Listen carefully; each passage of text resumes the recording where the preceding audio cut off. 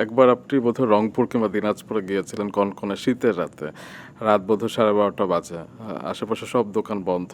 Hotel একটি খোলা এবং সেখানে শুধু একটি রুই মাছ আছে এবং ডাল আছে, সবজি আছে, ভাত আছে অল্প এবং ও মাই আপনারা গড, ছিলেন। কোথায় জানো তুমি? আমি শুনেছি আপনার টিমের কাছ থেকে এবং আপনারা 4-5 জন ছিলেন। তারপর কি হয়েছিল? আসলে প্রচণ্ড শীত, এখনকার মতোই শীত ছিল। রংপুরে আমি একটি অনুষ্ঠানে গিয়েছিলাম। গিয়ে এসে প্রায় 12:30 পৌনে 1টা বাজে।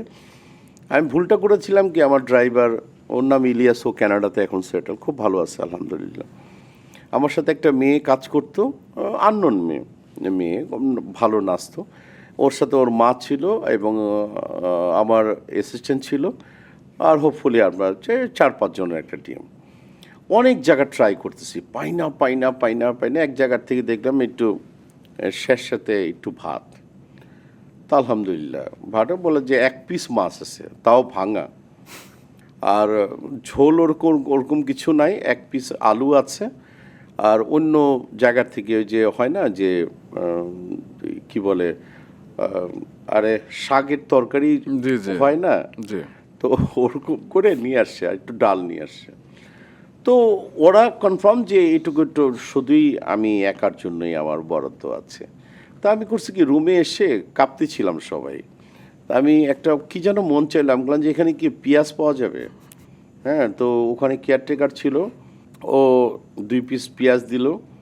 পেঁয়াজটাকে ম্যাশড করলাম এবং একটু ভাতটাকার মধ্যে একটু পানি দিলাম এবং সব কিছু ঢেলে দিলাম একটা পিস মাছ। একদম পুরো একদম মানে পেস্ট টাইপের মতো করলাম, একদম মাখানো আর কি। একদম মাখানো পেস্ট প্যাটার্নের মতো করলাম। আমি বললাম যে আসো তোমরা, প্লেট নিয়ে আসো। তাকাই রয়েছে আমার দিকে।